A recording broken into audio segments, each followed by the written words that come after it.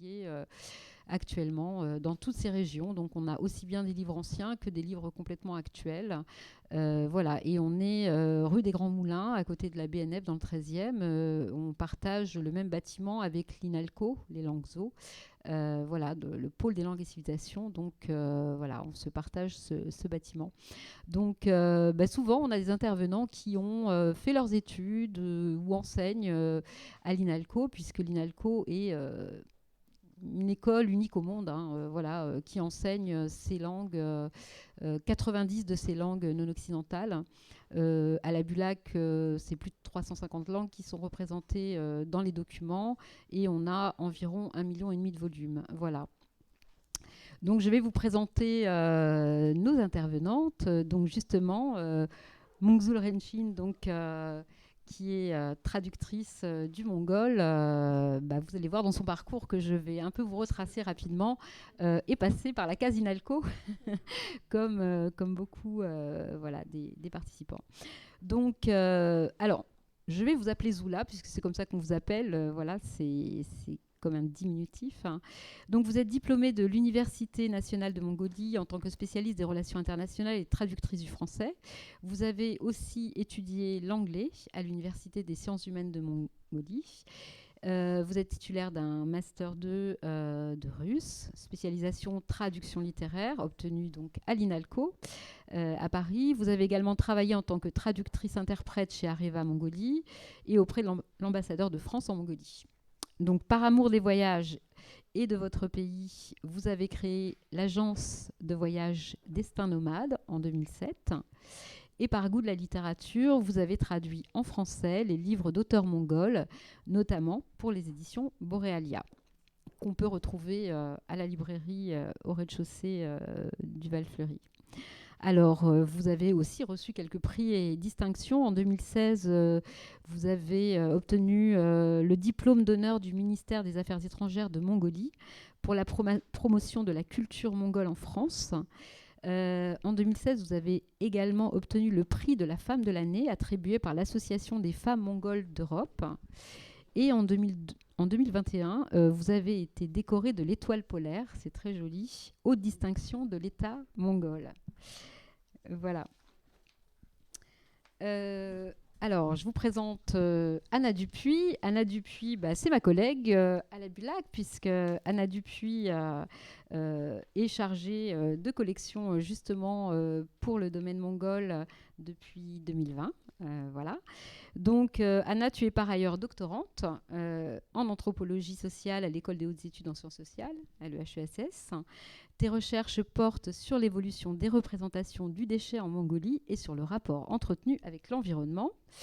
Et tu es aussi, à tes heures perdues, chargée de cours à l'INALCO, où tu enseignes la culture mongole. Alors, c'est ça, avec un intérêt particulier pour le thème de la culture matérielle et pour les problématiques contemporaines liées à l'extraction minière, les mouvements écologistes et la globalisation. Voilà. Et donc, je te propose, puisque tu t'occupes des collections mongoles de la BULAC, de nous les présenter brièvement pour que vous fassiez une idée un petit peu de ce que sont les collections à la BULAC, et puis ça va vous permettre une entrée en matière avec la culture mongole. Donc, je te donne la parole, Anna. Merci. Effectivement, la culture littéraire mongole, elle est très riche et ça se reflète dans les collections qu'on a à la BULAC. Donc si on parle en termes de chiffres, d'abord les collections de la BULAC dans le domaine mongol, c'est environ 4400 titres à l'heure actuelle, dont 68% sont dans ce qu'on appelle en langue vernaculaire. Donc la majorité sont en khalkh, qui est le dialecte majoritaire en Mongolie, mais on a aussi un certain nombre d'ouvrages dans des dialectes minoritaires, comme le kazakh, qui est parlé dans l'ouest de la Mongolie, mais aussi dans des langues mongolophones qui sont parlées au-delà des frontières de l'État mongol actuel, donc avec des ouvrages en bouriate, en kalmouk ou encore en oïrat, qui sont écrits soit en cyrillique, soit aussi on a des ouvrages en écriture mongole traditionnelle qui s'appelle le mongol bichik. Je reviendrai dessus un peu plus tard. Et donc, comme je disais, il y a beaucoup de langues mongolophones qui sont au-delà des frontières de la Mongolie. La Mongolie est aussi étudiée par de nombreux chercheurs internationaux, ce qui fait que dans nos collections, que ce soit de sources mongoles ou que ce soit des ouvrages à propos de la Mongolie, on a énormément de langues et de pays de publication qui sont représentés. Donc, par exemple, on a beaucoup d'ouvrages en langue mongole qui sont issus de la Russie ou qui sont issus de la Mongolie intérieure, en Chine. Mais également, on a des publications scientifiques constituées de livres en latin pour les sources les plus anciennes, en de nombreuses langues occidentales, en chinois, en arabe ou encore en persan, pour n'en citer que quelques-unes. Et on a aussi quelques curiosités dans notre fond. On a par exemple 2 ouvrages qui portent sur les conquêtes de Gengis Khan, un en tamoul et un en vietnamien, ce qui peut être une surprise au premier abord. La plupart de nos ouvrages, ils sont assez récents. Ils ont été publiés après les années 60, en général, à part quelques raretés.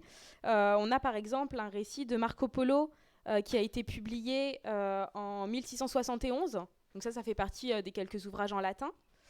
Et pour ce qui concerne vraiment la langue mongole, on a des traductions de l'évangile de Saint Matthieu et de Saint Jean qui datent de 1819, ainsi qu'une traduction de l'Ancien Testament en mongol traditionnel qui date de 1835. Donc ça, c'est un peu pour vraiment nos documents les plus anciens en langue mongole.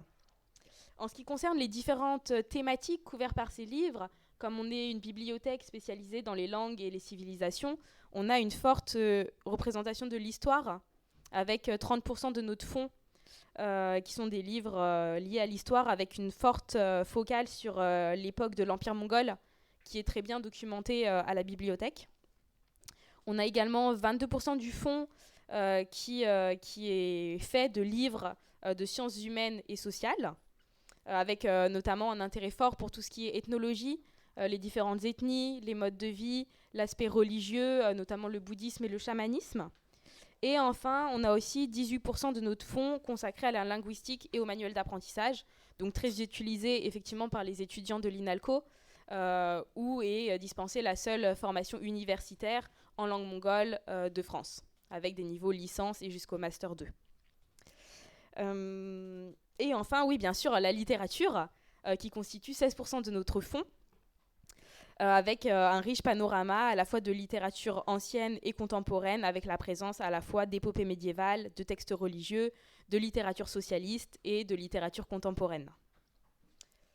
Et bien sûr, c'est une collection assez rare à l'échelle de la France, mais même à l'échelle de l'Europe. Avec en France, on est un des 2 seuls centres à avoir vraiment des ouvrages en langue vernaculaire. Le seul autre étant le Centre des études mongoles et sibériennes, qui est situé maintenant au campus Condorcet, à Aubervilliers, où un nouveau pôle d'études en sciences sociales s'est développé ces dernières années. Et à l'échelle de l'Europe, il y a un autre centre à Cambridge pour tout ce qui est l'Angleterre et quelques centres en Allemagne. Au niveau des traductions, donc ça on en reparlera au fil de la discussion, je suppose que parmi vous, très peu ont déjà lu de la littérature mongole. En effet, cette littérature est vraiment très très peu traduite. On va trouver quelques ouvrages de littérature, que ce soit de la poésie ou de la prose, traduits en anglais. Encore moins en français. Alors j'ai essayé de compter, on est peut-être à maximum une petite vingtaine à l'heure actuelle, en comptant aussi ce qui a été publié il y a un certain temps. Et on retrouve du coup des ouvrages publiés par Borealia, donc vous en trouvez 4 différents actuellement à la librairie en bas, vous pourrez jeter un coup d'œil, qui traduit surtout de la littérature du XXe et du XXIe siècle. Et sinon, la littérature mongole est rendue un peu plus accessible par certains auteurs mongols qui écrivent dans une autre langue. Par exemple, vous avez les œuvres de l'auteur Tuva Galsan Chinag, qui a étudié en Allemagne et qui écrit en allemand, qui, elles, sont très bien traduites en français, avec de nombreux ouvrages. Ou dernièrement, un roman qui porte sur les purges de la période socialiste et la répression de la religion en Mongolie, qui a été traduit en français car l'autrice mongole l'avait écrit en anglais et qui se nomme Le moine aux yeux verts. Et en fait, tu dis que 68% du fonds est en langue vernaculaire. En fait, on se figure peut-être pas vraiment quel est l'état de la production en fait éditoriale en Mongolie pour ce qui est de la littérature notamment. Est-ce que tu peux nous resituer un peu la place de l'écrit en fait en Mongolie? Oui, alors c'est vrai que quand on parle de Mongolie, pour la plupart des gens, d'abord, Ça évoque des paysages de steppe parsemés de yourtes, dans lesquels vivent des éleveurs nomades qui se déplacent à cheval, et on ne pense pas tout de suite à la littérature. C'est vrai que cette image de Mongolie fantasmée donne une image des Mongols qui oscille un peu entre deux pôles. Il y a à la fois le côté, l'héritage de l'empire mongol, l'image barbare, sauvage, et en même temps aujourd'hui un peu l'aspect exotique du bon nomade. Et cette image un peu figée dans le temps, qui ne donne pas à voir une évolution de la société, ça n'aide pas à se dire qu'il y a une forte place de l'écrit et qu'aujourd'hui, dans la plupart des habitations du pays, que ce soit en ville ou dans les yourtes, tout le monde a des livres. D'ailleurs, on a un taux d'alphabétisation de la population qui est de plus de 98%. Donc, la majorité des Mongols lisent parfaitement, écrivent parfaitement. Enfin, il y a une présence de la lecture, de l'écriture, des livres tout à fait commune dans le pays. Je confirme. Oui. Pas plus, pas moins qu'en Occident, quoi, en fait. Voilà, il n'y a pas exactement. de différence. Mais alors, du coup, les premiers manuscrits en Mongolie arrivent à quel moment ? Alors, on peut faire remonter l'histoire de la littérature écrite mongole à peu près 800 ans. Avant, il y avait bien sûr une forte présence de l'oral, mais en gros, selon la légende, on dit qu'au fil de ses conquêtes, Gengis Khan aurait capturé des lettrés ouïghours et aurait pris conscience de l'importance de l'écriture pour pouvoir gérer son empire qui s'agrandissait, pour pouvoir légitimer son pouvoir, pour pouvoir avoir des ordres qui ne puissent pas être discutés et déformés. Et il aurait chargé du coup un de ces lettrés ouïghours de créer une écriture qui serait adaptée à la langue mongole. Donc c'est de là que daterait, donc du XIIIe siècle, que daterait ce qu'on appelle l'écriture mongole. Donc en mongol, c'est Mongol Pichik, qu'on appelle aussi écriture ancienne ou écriture ouïghour, qui est une écriture. Alors moi, je ne parle pas, je n'écris pas l'arabe, mais visuellement, ça ressemble à l'idée qu'on se fait de l'arabe. Il y a certaines lettres communes, d'ailleurs, qui représentent les mêmes sons, avec la particularité que ça s'écrit de manière verticale. Et cette écriture, elle était très utile à l'époque parce qu'en fait, il y a certains caractères qui peuvent se lire de différentes manières. Et ça permettait en fait que malgré l'utilisation de dialectes différents au sein de l'Empire ou au sein de ce qui est aujourd'hui la Mongolie, cette écriture pouvait être utilisée par tous. Et du coup, cette souplesse de l'écriture permet à cette écriture d'être toujours pertinente aujourd'hui. Elle est actuellement enseignée et il me semble qu'il y a des discussions pour qu'elle redevienne une des écritures officielles de la Mongolie dans les années qui viennent. 2025. Voilà, 2025. Donc on peut se remettre à l'étudier à fond pour pouvoir écrire rapidement avec. Et effectivement, si on parle de redevenir une écriture officielle, c'est qu'aujourd'hui, ce qui est utilisé au quotidien, c'est le cyrillique, qui a été adopté dans les années 1940, après que le pays soit devenu le premier satellite de l'URSS, avec un régime politique communiste. Et en réalité, en fait, depuis le XIIIe siècle, il y a plus de 10 alphabets qui se sont succédés ou qui ont coexisté, avec, pour les plus récents, du coup, le cyrillique, le mongol bichik. Il y a eu aussi une tentative d'alphabet latin dans les années 30. Et on trouve aussi, alors là, c'est complètement une autre langue, mais une forte présence du tibétain dans tout ce qui est l'enseignement religieux. Donc cette ancienneté et cette diversité des alphabets utilisés a permis l'émergence de nombreux genres en Mongolie. Donc pour en citer que quelques-uns, on va avoir toute une retranscription de traditions orales avec de la poésie épique ou des épopées comme l'histoire secrète des Mongols qui raconte la chronique de la formation de l'empire Gengis Khanid. On va voir des fables, des proverbes, des contes, des chants. On retrouve également beaucoup de textes religieux qui, eux, sont fortement influencés par le bouddhisme tibétain ou par la culture indienne. Et bien sûr, on retrouve beaucoup de littérature de fiction en prose ou en poésie qui ont surtout pris leur essor au XXe siècle, avec la généralisation de l'éducation, des influences étrangères, avec la traduction de textes russes et occidentaux pendant la période communiste.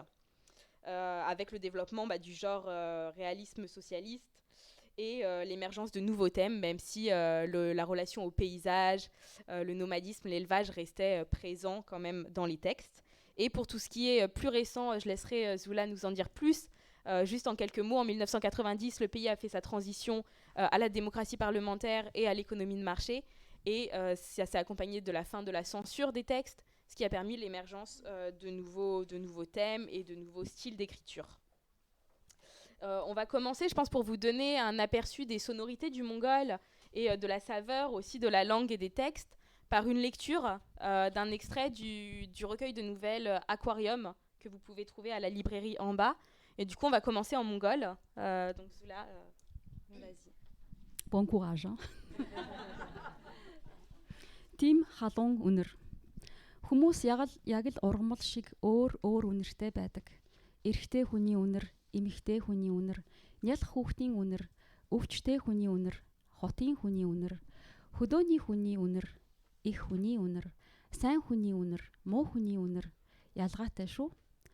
Хүмүүсийн үнэрийн тухай ойлголт минь хүүхэд байхад гинэтхэн биежилсэн юм. Тэгэхэд би ээжийнхээ өврөөс аавын өвөр рүү нүүдэлсэн билээ. Анхны их нүүдэл дүүтэй болсон минь тэр. Ээжийн үнэрийг бичгээр илэрхийлбэл чухмал урьхан гэдэг үг гарцаагүй тохирно. Урьхан үнэр. Миний ээжийн урьхан зөөлөн үнэр. Сайхан эмэгтэйн үнэр нь ч сайхан. Харин миний аавын үнэр. Аавынхаа үнэрийг би үнэндээ үгээр дүрслэн бичиж чадахгүй нэ. Үг дутаад байна. Ерөөс тийм хэтэрсэн сайхан юмны тухай дүрслэн бичиж болох ч үгүй юм шиг байна. Үгэнд ч бас хязгаар биш шүү дээ. Аавын үнэр. Миний аавын үнэр. Одоо ч би зангиртлаа санаж хин хүнээс сэмхэн хайж явдаг үнэр. Одоо хүртэл зүүдэнд тод мэдрэгддэг тийм халуун үнэр. Хэрв би одоо аавтай минь адилхан үнэртэй эр хүнтэй уулзвал хань ижил, үр хүүхэд, үр оромжооч орхоод явчихаж мэднэ гэдгээ мэддэг. Тийм л үнэр. Vous avez tout compris. Donc, pour vous aider à comprendre, on va maintenant vous le lire en français. Donc, c'est le début d'une nouvelle qui s'appelle Une odeur si chaleureuse, donc traduite par Zola. Comme les plantes, les hommes aussi ont une odeur qui leur est propre.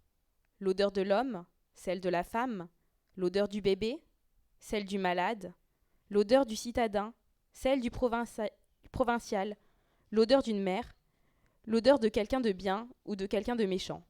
Toutes sont différentes. C'est encore petite que je me suis prouvé à moi-même que cette idée sur l'odeur des gens était juste, à l'époque de mon déménagement du lit de maman vers celui de papa. Ce fut mon premier grand déménagement. Je venais d'avoir une petite sœur.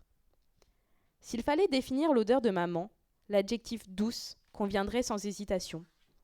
C'est une odeur tendre, l'odeur douce et tendre de ma maman. Chez une femme belle, tout, jusqu'à son odeur, est agréable. Mais celle de papa, l'odeur de mon papa. En fait, il me serait impossible de décrire son odeur avec des mots. Les mots me manquent. Je me rends compte que je suis incapable de décrire ces choses si belles qui me dépassent. Les mots, eux aussi, ont leurs limites. L'odeur de papa, l'odeur de mon papa. Encore maintenant, elle me manque terriblement. Discrètement, je cherche chez toutes les personnes qui m'entourent cette odeur si chaleureuse qui embaume encore mon rêve. Aujourd'hui, si je croisais un homme qui avait la même odeur que mon papa, je serais capable d'abandonner mon mari et mes enfants pour cet homme et cette odeur. Merci beaucoup à toutes les deux, Zoula, Anna, pour cette lecture. Voilà, on a découvert des sons, des sonorités qui nous sont très peu familiers, voire inconnus, et puis des mots aussi, par la traduction, qui nous font découvrir un univers de cet auteur dont vous allez nous parler. Alors, si on vous pose une première question sur ces questions de traduction, pourquoi, selon vous, est-il si important de traduire et de publier des textes de littérature mongole? Et même, pour déconstruire un petit peu les idées reçues, y a-t-il un lectorat, selon vous, en France, pour cette littérature qui est si peu connue pour nous? Alors, pour répondre à cette question, j'aimerais bien rebondir à ce qu'avait dit tout à l'heure Anna, en disant qu'en fait, les gens, ils ont une image de la Mongolie qu'ils ont construit eux-mêmes. C'est vraiment les grands espaces, les nomades, l'Empire mongol, Gengis Khan, les cavaliers. C'est vrai que ça existe tout ça, c'est pas un mythe, c'est sûr. Mais le problème, c'est que quand je suis arrivée en France en 1997, pour la première fois, j'avais fait des études à l'université, je connaissais pas mal de choses, je me croyais être une citadine assez moderne. Les premières questions des Français, c'était Zola, comment tu es arrivée en France? Et je répondais à cheval, tout simplement, parce que c'est ce qu'ils attendaient. Et en fait, les gens, ils avaient zappé 800 années, en fait, 8 siècles dans l'histoire de la Mongolie. Moi, je sortais direct du XIIIe siècle. Et en fait, je me suis dit, c'est quand même assez bizarre. Il y a beaucoup de choses à faire, en fait, pour que les gens comprennent que la Mongolie a évolué, a avancé dans son histoire. Et aujourd'hui, donc, à l'époque, c'était 20e siècle, donc on marche en même temps que le monde, le reste du monde. Et comme vous avez évoqué tout à l'heure, j'ai travaillé dans le tourisme, donc ça va faire plus de 25 ans. Et quand on accueille des touristes en Mongolie qui passent 2-3 semaines, donc ils ont une très bonne image du pays, des paysages, de l'hospitalité des nomades, mais j'avais l'impression de ne pas avoir assez raconté. En fait, j'avais envie de continuer à raconter plus sur la Mongolie, sur les Mongols. Et même les gens me disaient, Zola, est-ce que tu devrais écrire sur la Mongolie? Et je ne suis pas écrivain, je ne suis pas poète. Et ce projet était, je pense qu'il était né en moi il y a quelques années, donc il y a 20-25 ans bientôt. Et je me suis dit, je vais commencer à traduire quelques textes de bons écrivains mongols, puisque je ne suis pas capable moi-même. Mais à l'époque, je ne parlais pas très bien le français. Je ne me considérais pas suffisante pour traduire. J'ai attendu beaucoup d'années. Et au bout de 20 ans, je me suis dit, si un jour je ne me lance pas, je ne serai jamais assez capable de le faire. C'est seulement en me lançant que j'arriverai à progresser. Donc, j'avais traduit un livre pour enfants d'un immense auteur mongol pour tester, en fait, si cette littérature, ce livre va plaire au monde francophone. Et ça a eu beaucoup de succès. On a fait beaucoup d'interventions dans des écoles, dans des collèges à travers ce livre. En fait, c'est un livre qui raconte l'histoire d'un petit garçon nomade qui est né dans la steppe dans les années 1930. Mais il va à l'école, il découvre le monde dans la steppe, mais il est alphabétisé. Donc, voilà, il grandit comme d'autres petits garçons dans le monde, mais sauf que la particularité, c'est qu'il est dans la steppe. Donc, voilà, il va vraiment à cheval, contrairement à moi. Je sais. Donc, voilà, je pense que donc, c'était comme ça. Et petit à petit, je me suis dit, je vais traduire d'autres livres. Donc, voilà, c'était un peu l'origine de ma volonté de traduire des livres en français, pardon. Et alors, j'ai pas la prétention de dire qu'il y a un lectorat parce que justement, les gens ne connaissent pas la littérature mongole. Donc, c'est juste un début. On y commence tout doucement. Et j'espère que ça va continuer parce avec Borealia, j'ai publié 4 livres de différents auteurs. En tout, il y a 20 d'auteurs dans ces 4 ouvrages. Il y a un peu de tout. Il y a un roman pour jeunesse, il y a des livres qui racontent 20e, 21e siècle, il y a de la poésie, il y a les nouvelles. Donc en fait, j'essaie de donner un panorama assez complet de la littérature mongole. D'accord. Et donc, ça fait combien de temps en fait que Borealia publie, traduit La première publication date de 2015. Donc là, ça va faire bientôt 8 ans quasiment. Ouais. Bon, 8 ans, c'est assez récent, quoi, finalement. Assez vrai récent, que oui, c'est vrai. Et alors, qu'est-ce que vous avez pu observer de cet accueil? Vous avez rencontré fréquemment le public? Alors, en fait, le premier livre s'appelle Comment j'ai découvert le monde, mais en fait, quasiment, c'est moi, j'ai découvert le monde de l'édition, le monde en France, parce qu'à travers les questions des gens, des enfants qui me posent, ça montre qu'ils ne connaissent pas du tout le pays, mais quand ils ont lu les livres, ils ont vraiment envie de connaître plus, ils ont envie d'aller en Mongolie. Et je vais vous raconter une histoire. Quand on était dans un collège de Strasbourg, la maîtresse d'une classe de 6e, je crois, ils avaient travaillé sur ce livre pendant un mois.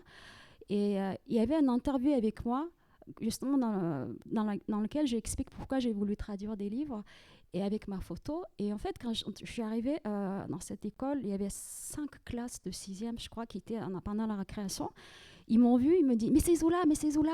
Je me dis, c'est bizarre, pourquoi on me connaît ici? Mais en fait, ils ont tellement travaillé que moi, j'étais presque devenue une célébrité dans cette école et c'était chaleureux. Et je me suis dit, c'est génial, j'ai trouvé la solution, donc il faut que je continue dans cette voie. Et c'est vraiment encourageant d'avoir le retour des lecteurs qui disent, mais ça m'a beaucoup plu, c'était une littérature pas très connue, mais allez-y si vous avez le temps, l'énergie de continuer. Donc c'est vraiment quelque chose que je sais pourquoi je consacre beaucoup de temps pour mon projet. Oui, et puis alors peut-être que les enfants ont moins de préjugés, en fait, d'a priori. Et puis bon, après, il y a l'accompagnement aussi scolaire. Enfin, c'est vrai, qui Alors, juste pour citer un exemple, quand je leur raconte qu'en fait, les bousses de vache, ça sent très bon, les enfants disaient berk, ça peut pas et tout, mais je leur explique qu'en fait, les vaches, ils sont végétariennes en fait. Donc, ils mangent pas de viande, ce qui fait que ça mange des meilleures herbes de la steppe, ce qui fait que c'est vrai que pour moi, ça sent super bon quand on brûle les bousses de vache. Et quand je leur dis, au début, ils sont sceptiques, mais après, ils sont convaincus, ils sont contents d'apprendre. Voilà. Mais par contre, en France, j'ai testé, ça sent pas si bon. Je sais pas, c'est l'ensillage ou voilà. C'est pas le même climat. Elles mangent pas la même chose peut-être. Je sais pas, mais en tout cas, avec le climat humide, ça n'a pas le temps de sécher, ou est-ce que c'est pas le même herbe, je sais pas. Donc voilà, c'est juste. Il faut pas que je déborde des sujets parce que là, je vais raconter des heures et des heures des anecdotes. Merci Zoula. Anna, tu avais une question? Oui, du coup, pour compléter mon introduction où je me suis arrêtée à la littérature, on va dire plus de l'époque socialiste, est-ce que tu peux nous dire aujourd'hui, finalement, est-ce qu'il y a eu une transformation immédiate de la littérature avec le passage du régime communiste à la démocratie contemporaine? Et du coup, quelles sont les préoccupations aujourd'hui des auteurs qui écrivent, on va dire, ces 30 dernières années? Quelles sont les thématiques qu'ils traitent? Qui sont les auteurs les plus reconnus aujourd'hui? Vous savez, donc pendant 70 ans, pendant l'époque socialiste ou communiste, donc effectivement, il y avait une censure comme dans d'autres pays socialistes, donc ce qui fait qu'on ne pouvait pas écrire sur tout. Après la libération, après le passage vers la démocratie, on va dire, tout est devenu libre. Alors moi, c'est mon avis vraiment personnel. Il y a des auteurs pour lesquels trop de liberté, ça ne réussit pas.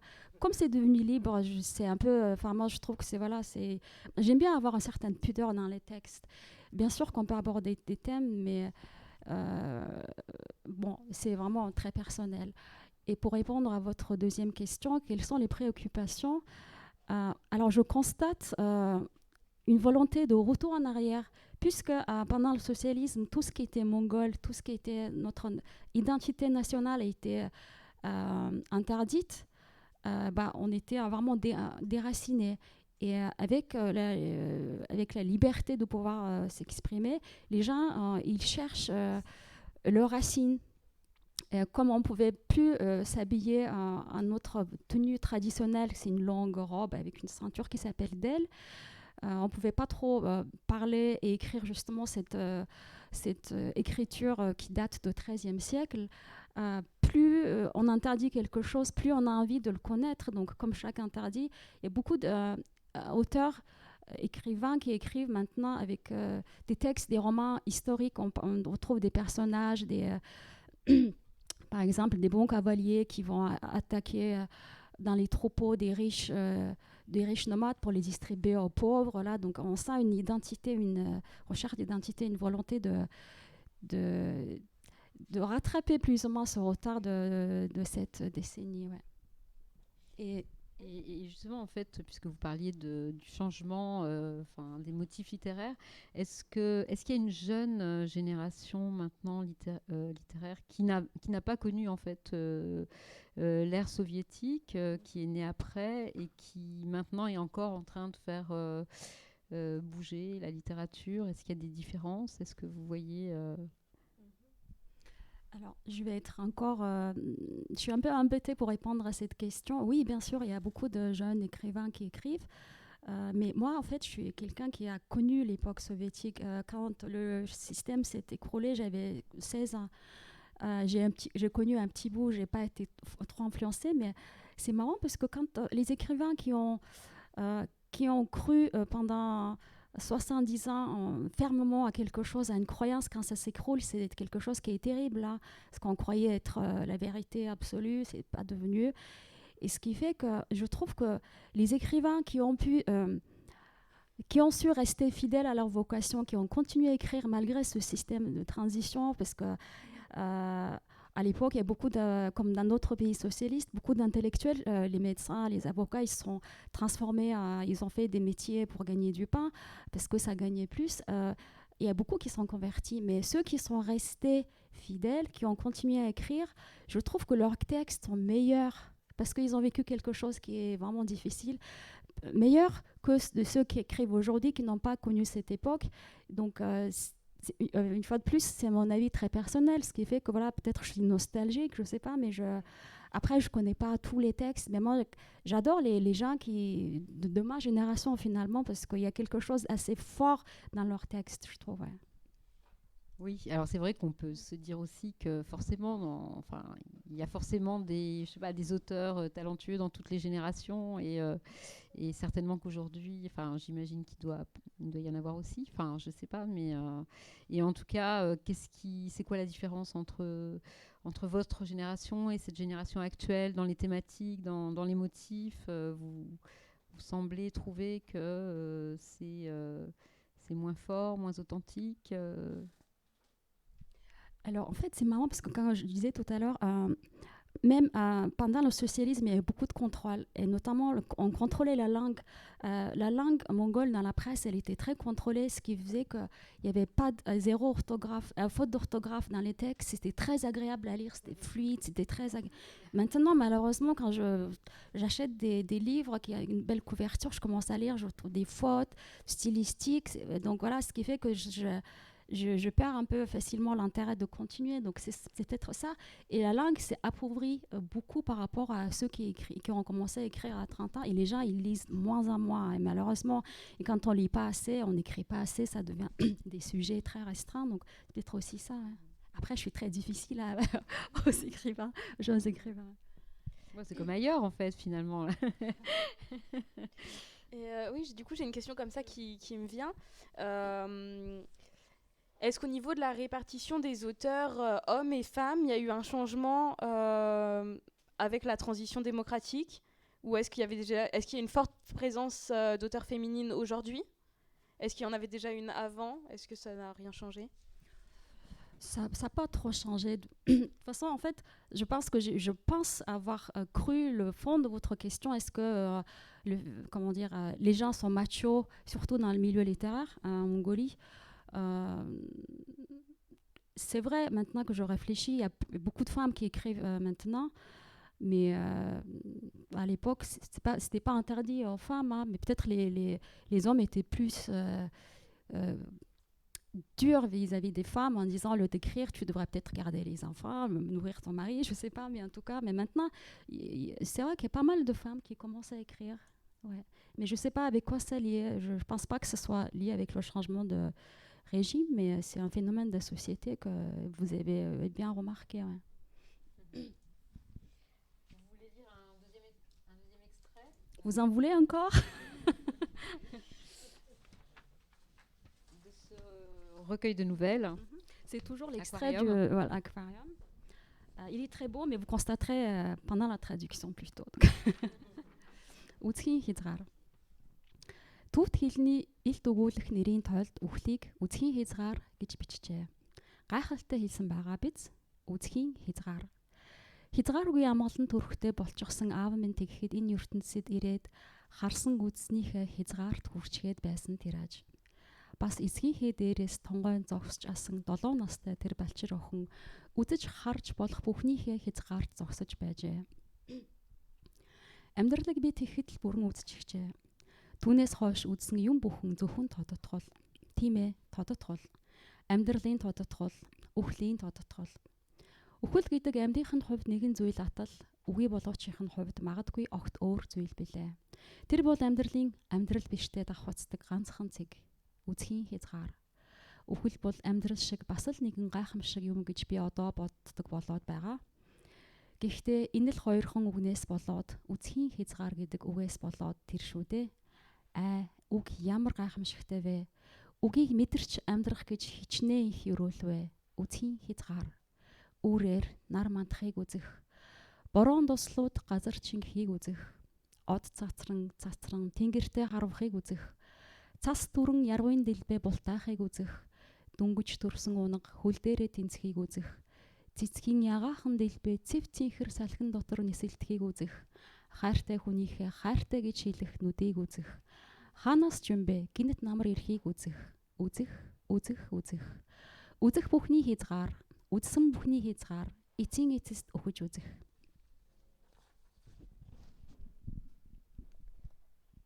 Dans le dictionnaire explicatif du tibétain, la mort est définie comme la limite du visible. C'est merveilleusement bien exprimé, n'est-ce pas? La limite de ce qu'on peut voir. Mon papa, enfin serein, était donc arrivé à la limite de ce qu'il avait vu dans ce monde. La petite fille de 7 ans, la tête penchée au-dessus de son papa, était aussi arrivée à la limite de ce qu'elle devait voir. Il se trouve qu'à ce moment-là, j'avais déjà vécu toute ma vie. Tout ce que j'ai vu depuis ce jour n'est qu'éclaircissement. Oui, ce ne sont que des éclaircissements de la vie, des éclaircissements de la mort. La mort signifie une chose pour les vivants, et peut-être une autre pour les morts. C'est le moment unique où la vie coïncide avec la non-vie, la limite du visible. Grâce à cette définition de la mort en tant que limite de ce qu'on peut voir, je commence à penser que la mort est une merveille, au même titre que la vie. Et c'est seulement grâce à ces mots, limite du visible. Oh, que les mots sont merveilleux, et qu'on est béni de vivre en ressentant les mots. La limite du visible. Voir le soleil se lever à l'aube, les gouttes de pluie pénétrer la terre, voir l'étoile briller, rayonner, et puis filer dans le ciel. Voir les pétales d'anémone percer la neige, un poulain nouveau-né se dresser sur ses pattes. Voir les pétales roses des fleurs voler sous la brise bleue, les yeux de son amoureux dire je t'aime. Voir venir l'automne soudainement, de nulle part. Voir, voir, voir. La limite de tout ce qu'on peut voir, la limite de tout ce qu'on a vu. Et finalement, se voir mourir.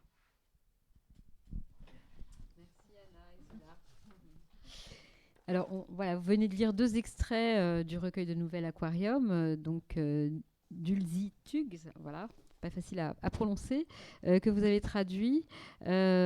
Alors, qui est-elle en fait? Est-ce que vous pouvez nous parler de cette écrivaine que vous avez choisi de traduire, hein, donc, il doit y avoir des raisons à ça.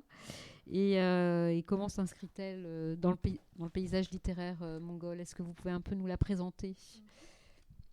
Alors, c'est une femme qui a 50 ans aujourd'hui. Et c'est une femme qui est née dans la ville, donc pas dans la steppe, dans la ville de Darkhan, qui n'est pas Ulaanbaatar, la capitale. Et c'est une femme, je pense, qui est née pour écrire. Autrement, je pense qu'elle ne pouvait pas s'exprimer. Elle écrit, comme vous avez pu constater dans les 2 extraits, elle a perdu son papa quand elle avait 7 ans. Et elle a commencé à écrire, je crois, peu après 11-12 ans, elle a commencé à écrire beaucoup de poèmes, et elle a continué à écrire. Elle est arrivée dans le milieu littéraire mongol à 18-19 ans avec des poèmes mais vraiment troublants de sincérité, tellement elle écrit qu'on ne comprend pas d'où elle sort, pourquoi écrire des images comme très touchantes. Et donc elle continue, donc, de 20 ans à 50 ans, ça fait 30 ans qu'elle écrit. Elle a écrit... maintenant 8 recueils de poésie et 4 livres de prose, elle écrit. Et chaque fois, quand elle sort un nouveau livre, les livres sont achetés jusqu'à 20 000 exemplaires. Ça peut paraître pas beaucoup, mais pour un pays avec 3 millions d'habitants, 20 000 exemplaires, c'est, je sais pas, c'est équivalent. Est-ce qu'il y a des matheux ici qui vont m'aider le pourcentage?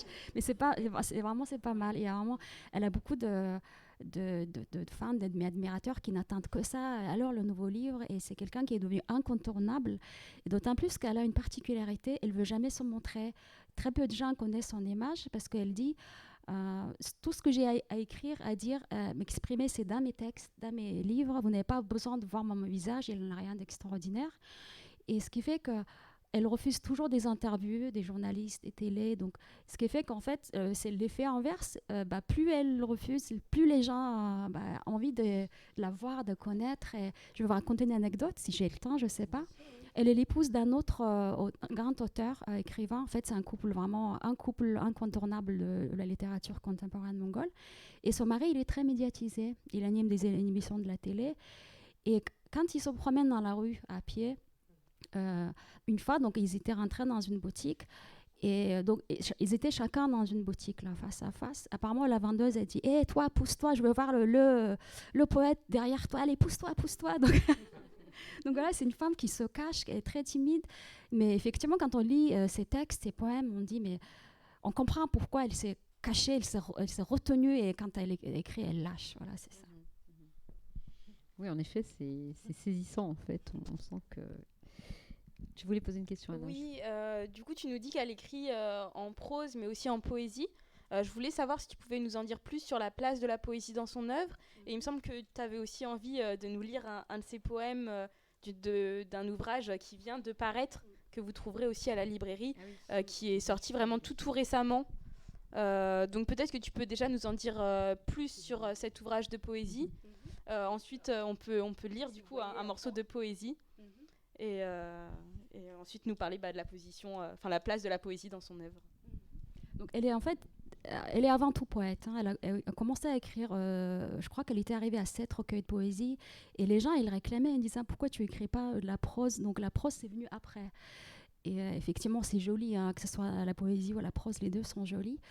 Et je suis perdue du coup dans vos questions. Et donc en fait, ce livre qui vient de paraître est quelque chose qui est quasiment commandé, parce que les gens qui ont lu Aquarium, à qui ça leur a plu, ils me disaient mais Zola, pourquoi tu vas pas traduire d'autres textes? Et moi, ça faisait quelques années que j'avais envie de traduire les textes d'Ulzitox, mais j'étais pas poète. Je me suis dit mais la poésie, c'est pas traduisible, en plus en français. Pendant longtemps, je me disais je peux pas. Et un jour, je me suis dit mais j'ai dit à Ulzitox, écoute, est-ce que je peux traduire ta poésie, mais je sais que je ne saurais pas rimer à la française. Est-ce que ça te dérange? Elle m'a dit ok, Zola, je te donne carte blanche, tu choisis n'importe quel poème dans mes recueils.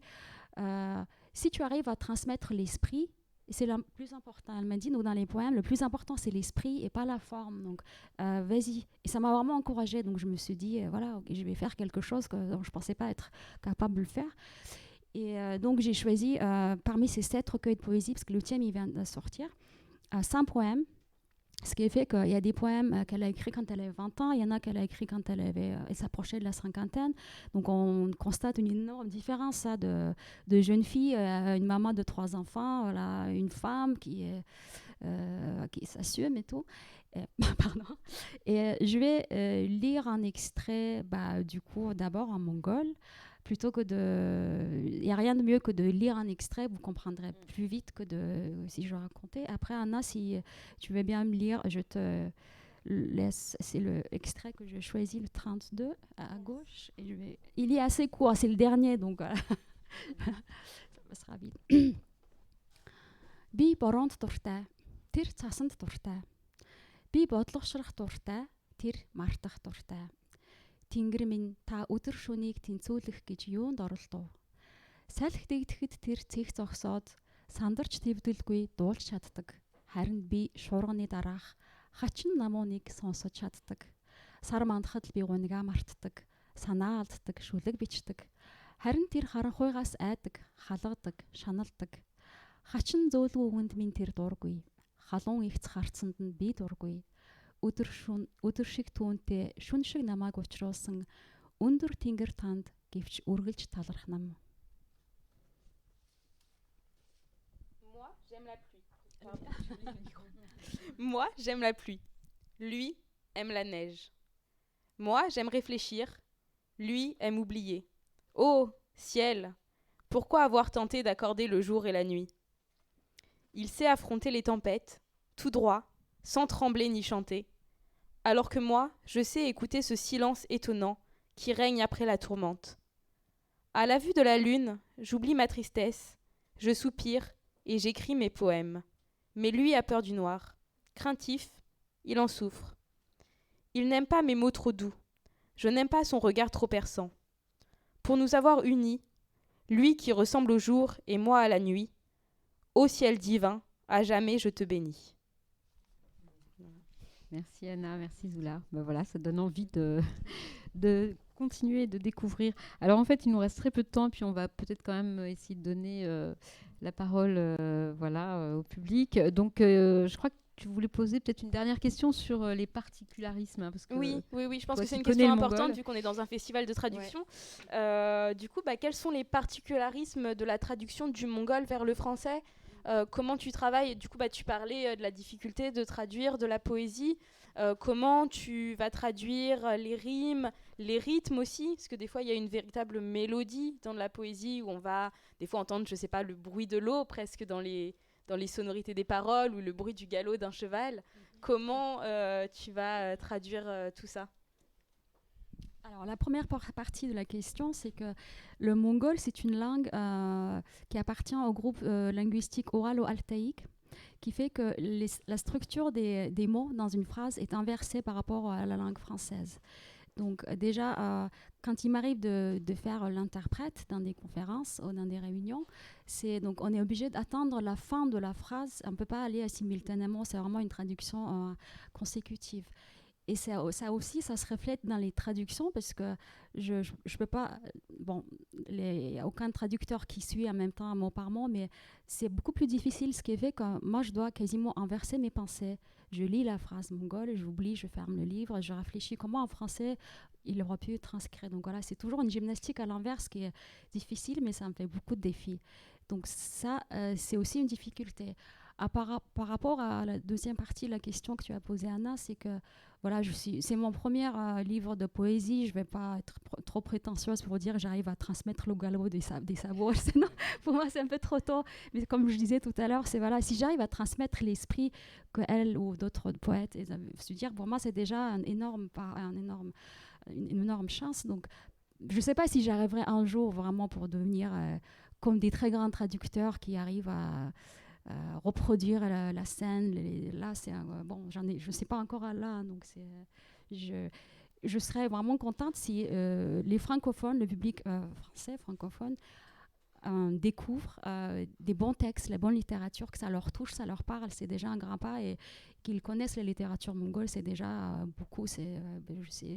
Déjà, je suis très contente, hein, ça fait une dizaine d'années que je traduis du mongol vers le français, parce que je traduis aussi dans l'autre sens.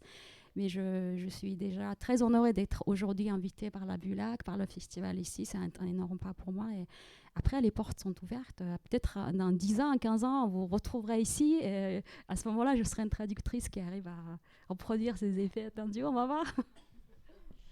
Très bien. Merci, Zoula. Ben, en tout cas, voilà, comme on le voit, les traducteurs sont vraiment des passeurs.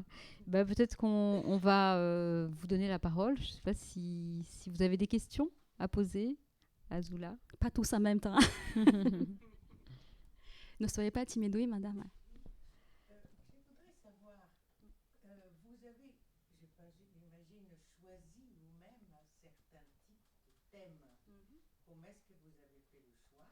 Et est-ce que, d'autre côté, vous avez traduit des livres français en mongol? Et quels sont les thèmes français qui peuvent intéresser les lecteurs en mongol? Alors, je vais juste reformuler la question. C'est pour l'enregistrement. Donc, alors, vous demandez à Zoula donc quels sont les thèmes qu'elle choisit pour traduire vers le français, et inversement, quels sont les thèmes qui pourraient intéresser le public mongol dans les traductions du français vers le mongol. J'ai pas vraiment un thème choisi. C'est quand je lis un texte, je sais que j'ai besoin de le partager avec quelqu'un. C'est plus ça, c'est vraiment une impulsion. Je me dis, qu'est-ce que c'est beau, j'ai envie de revivre ce texte en traduisant, j'ai envie de raconter à quelqu'un, comme un ami, t'as vu ce livre, j'ai envie de raconter. Donc c'est plus ça, j'ai pas vraiment de thème choisi. Et là, au début, bien sûr, comme je vous disais tout à l'heure, j'ai commencé par le thème plutôt 20e siècle, le nomadisme, la steppe. Ça, c'était incontournable parce que c'est ça que les gens attendent malgré tout. Et après, j'ai traduit un livre, une anthologie de meilleures nouvelles, de meilleurs auteurs de XXe siècle. Il y a 16 très grands auteurs de XXe siècle et de début de XXIe siècle. Et là, c'est vraiment varié parce que ça a été sélectionné à partir de beaucoup de textes et de romans. Et après ce panorama, je me suis dit, maintenant, je vais choisir des textes qui me parlent plus parce que je suis une femme. Je ne vais pas vous donner mon âge, mais voilà l'âge que j'ai. Et j'avais envie de partager aussi ce phénomène littéraire qui est en Mongolie. J'avais envie que les gens découvrent, au-delà de la steppe, la vie nomade, vraiment la réalité de la littérature. Donc voilà. Dans l'autre sens, en 2007, j'avais traduit Les Contes bleus du chat perché de Marcel Aimé en mongol. À l'époque, c'était mon premier livre traduit du français vers le mongol. Je teste toujours dans un sens ou dans l'autre par un livre pour enfants parce que le langage est le plus facile, et aussi, comme on disait, les enfants ils disent, quand ça leur plaît pas, ils disent, j'aime pas, voilà. Donc du coup, ils sont sincères. Dernièrement, j'ai traduit une anthologie de de poètes français. Il y avait 40, j'ai sélectionné un ou deux ou même 3 poèmes de 55, je crois, de poètes français vers le mongol, des textes qui n'ont jamais été traduits. Parce qu'en fait, à l'époque socialiste, il y avait beaucoup de textes français qui ont été traduits à travers la langue russe. Donc, le public mongol connaisse parfaitement la littérature française. J'ai essayé de trouver les poèmes qui n'ont pas été traduits. Et d'autre part, c'était une traduction directe, pas passée par le russe, ce qui fait que j'ai pu comparer les deux versions. Bon, tout le monde sait aussi ici, les traducteurs, que c'est toujours mieux une traduction directe. Donc voilà, c'était ça. Mais j'ai pas de thème. Et dans cette anthologie, il y a tous les thèmes. Il y a l'amour, la mort, la nature. Donc il y a vraiment tout. Ouais. Est-ce que j'ai pu bien répondre à votre question, madame? Est-ce qu'il y a une autre question dans le public? Ne soyez pas du tout timide. En tout cas, je vous invite vraiment, si vous êtes là aujourd'hui à nous écouter, c'est que vous avez quelque part un intérêt. Soit vous êtes déjà parti en Mongolie, soit vous avez envie de partir, soit c'est un rêve d'enfance, parce que je rencontre beaucoup de gens qui disent mon grand-père, ma grand-mère étaient d'origine mongole, j'ai toujours envie c'était mon rêve. Donc voilà, il y a quelque part un intérêt. Donc vous pouvez aller voyager à travers les livres. Et donc c'est une chance aussi de pouvoir être aujourd'hui ici, parce qu'effectivement, c'est une petite maison d'édition, Borealia, qui est assez récente. Et peut-être que c'est pas dans toutes les librairies, donc c'est une occasion rare pour vous d'aller feuilleter. Vous n'êtes pas obligé, mais vous pouvez, si ça vous plaît, d'acheter, d'en parler. Ne soyez pas timide. Oui, c'est vrai que la librairie quand même du festival, c'est quand même une librairie avec des livres du monde entier, et c'est vrai que c'est l'occasion de découvrir des livres qu'on ne trouve pas forcément facilement et couramment en librairie. Donc voilà, les éditions Borealia, c'est le cas. Voilà, il y a quelques ouvrages vraiment très intéressants. Moi, j'ai une question. Pardon, allez-y, madame, oui. J'ai toujours 4 ou 5 projets. Je suis une folle. Je commence un livre. Après, quand je suis pas écrivain, mais quand je sens que j'avance plus, je manque d'inspiration, je commence un autre. Et ce qui fait que quand je reviens, j'ai toujours un regard extérieur. Et donc, j'ai plein de projets. J'ai des textes que j'ai traduits il y a 3-4. J'ai même pas le temps de les proposer aux auteurs, parce que pour les présenter, c'est ça aussi, vous avez posé une question très importante. La littérature mongole, elle est tellement différente que si je le propose à un éditeur comme ça, c'est trop cru. Il y a vraiment besoin des notes de bas de page, il y a besoin des notes de la traductrice pour expliquer le contexte.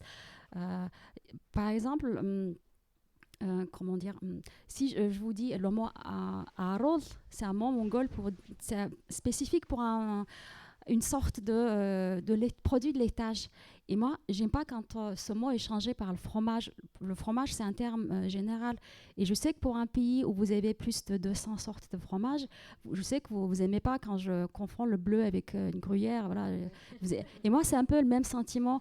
Le terme arol, qui est en fait une sorte du yaourt bouilli et séché, ça n'a rien à voir avec le vrai fromage. Donc, la difficulté aussi pour moi, c'est de pouvoir imposer, vu que je suis mongole moi-même, j'ai vraiment envie de laisser les termes sans trop les rendre français. Et c'est ça, les éditeurs, leur préoccupation, c'est de rendre compréhensible au public. Donc voilà, on a toujours un échange chacun soutient sa position, on arrive à trouver une entente. Mais pour ça, il faut du travail et de l'énergie. Et c'est ça aussi le privilège ou l'avantage, le fait que je sois mongole. Si j'étais une Française qui parlait le mongol, comment dire, ça aurait été peut-être différent. La traduction, elle aurait été différente, ouais. Oui, les éditeurs de fiction n'aiment pas les notes de bas de page, c'est bien connu. C'est toujours un combat. Oui. Peut-être anecdotique. Combien de mots en mongol pour dire neige? C'est pas comme chez les Esquimaux. Alors, on a plus de mots pour dire neige, moi, j'en connais qu'un. Pour dire vraiment la neige, tsas. Après, les différentes neiges, il y en a quand. Ouais. Météo, oui.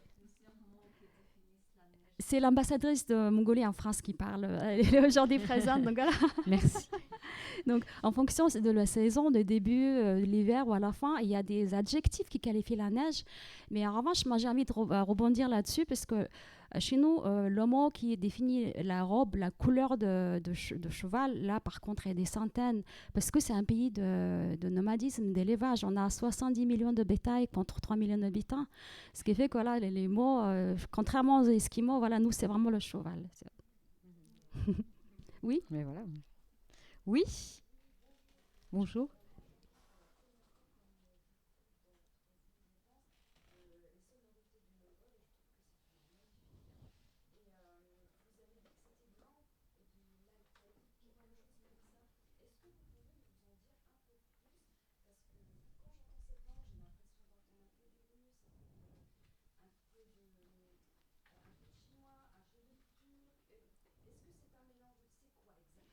Alors, vous voulez en savoir un peu plus sur la famille de langues à laquelle appartient le mongol? Ouais. Alors, effectivement, c'est une langue, groupe linguistique oralo-altaïque. Ouralo-altaïque. Oralo-altaïque. Alors, pourquoi pas russe, mais ça m'étonne. Alors, ça m'étonne encore plus le chinois. Bien que dans le vocabulaire mongol, il y a forcément, on a deux grands voisins, la Chine et la Russie.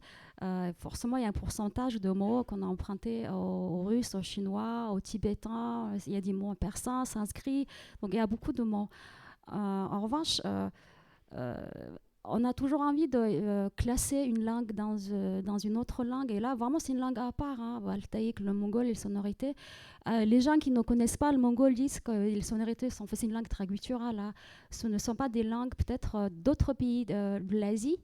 Ce ne sont pas les mêmes sonorités. C'est pour ça les gens ils disent finalement, on dirait le turc. Je dirais que peut-être que ça rapproche même plus vers le turc que le de russe et de chinois. Voilà.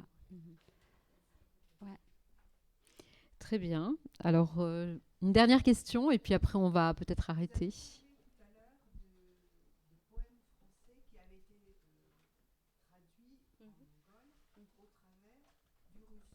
Ouais. Donc, est-ce que ça a été, lorsque vous lisez les deux traductions, est-ce que vous voyez beaucoup de différences dans le sens, dans la perception? Donc, alors, des poèmes français traduits du russe vers le mongol et des poèmes français traduits du français vers le mongol. Est-ce que vous voyez une différence? Quand j'étais à l'INELCO, justement, j'étais dans le département de russe. Le russe, je le parle déjà, mais c'était plus... en fait, j'avais aussi besoin d'avoir un diplôme qui reconnaît que j'ai un diplôme de russe. C'était plus ça. Donc, notre prof Tatiana Bottino nous avait donné à lire 8 traductions d'Arthur Rimbaud du poème Le Dormeur du Val, traduit vers le russe. Et en fait, c'est marrant, ça dépend du traducteur.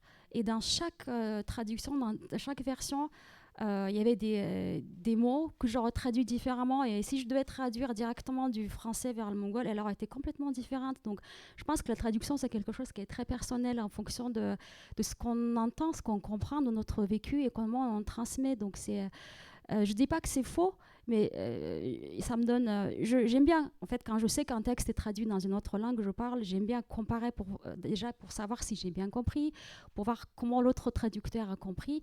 Mais moi, j'ai ma personnalité donc qui fait que voilà, ma traduction, elle est complètement personnelle. Et même si je devais traduire le même texte 20 ans après, peut-être qu'elle aurait été complètement différente parce que mon vécu, il sera différent. Donc, c'est quelque chose qui est... C'est pas quelque chose qui reste figé. Donc, ces 8 traductions.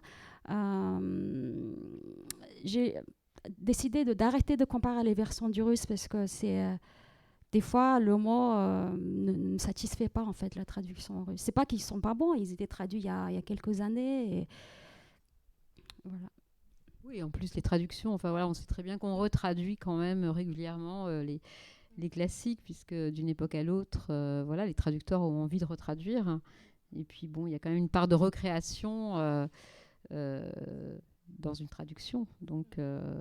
mais bon, en effet, ce que vous dites là aussi, c'est quand même que la traduction directe, en fait, d'une langue vers une autre, c'est toujours mieux. Et puis bon, c'est vrai que maintenant, je ne crois pas qu'il y ait de retour en arrière par rapport à ça. Autant si par le passé, on a eu beaucoup de traductions comme ça, indirectes. Mais... À l'époque, on n'avait pas trop de choix parce que c'était vraiment à travers le russe qu'on traduisait le plus, parce que les gens qui parlaient le russe étaient plus nombreux que ceux qui parlaient le français.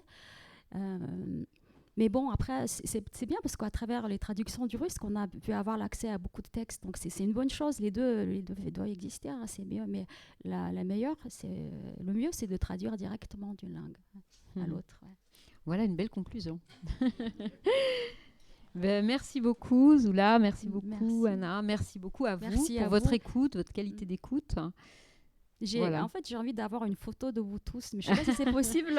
C'est vrai, hein, vraiment, vous êtes très est-ce que quelqu'un peut prendre attentif. S'il vous plaît, ne quittez pas la salle, parce que pour moi, c'est un honneur. Je montrais aux auteurs mongols qui ont été traduits, et pour eux, c'est vraiment, ils seront toujours contents de savoir que le texte, ils ont voyagé, il y a des gens qui sont intéressés, ils écoutent, et ça, c'est vraiment gratifiant, donc soit vis-à-vis de mon travail ou aux auteurs. Si vous permettez, j'enverrai aux auteurs, et c'est toujours très agréable. Et merci vraiment du fond du cœur d'être présent aujourd'hui.